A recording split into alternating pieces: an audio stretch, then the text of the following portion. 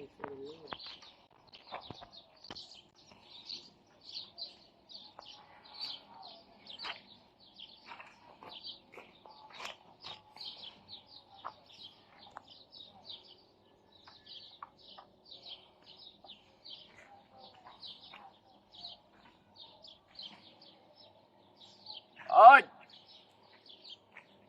يا عم الحاج، ايه اخبارك؟ بالله على السلامة. يا عمل الله يخليك. مرحب.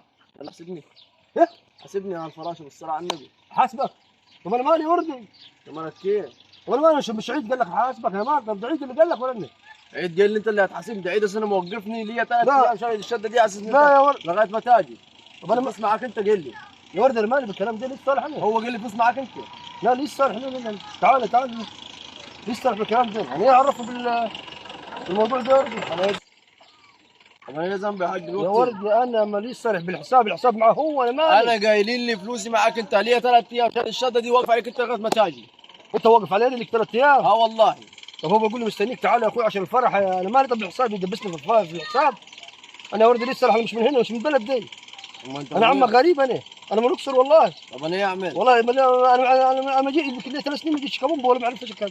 طب انا ايه اعمل دلوقتي؟ طب انا يا ولدي انا مالي. طب الكلام ده هو لسه اشتغلت الكرب كرب، هو لسه اشتغلت حاجه يا ولدي. طب هو في حاجه غير لسه انت عملت سؤال ما اشتغل؟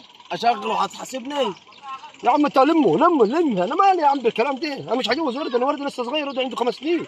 طب انا اعمل ايه؟ طب مش واد اخوك بيتجوز ايه؟ يا ولدي انا مالي، يا ولدي انا مالي بيك. انا اعرفك من فين يا اخي؟ بقول لك انا مالي بيك يا اخي. قول حاسبني. طب والعمل؟ العمل انا مالي. طب انا يا ولدي روح على سنه انا حاسبني مالي يا ابوي. يا ولدي. حل مني الله يرضى عنك، انا عندي الضغط والسكر يا ولدي، ابعد مني. الف سلام عليك، حاسبني بس. يا حبيبي روح يا ما ولدي. تبقاش فيها جلطه، حاسبني. خلاص لما تشتغل كرب لما تشوف لما اجي عيد. هشتغل دلوقتي. لما اجي عيد يعني. اشغلك دلوقتي، خد.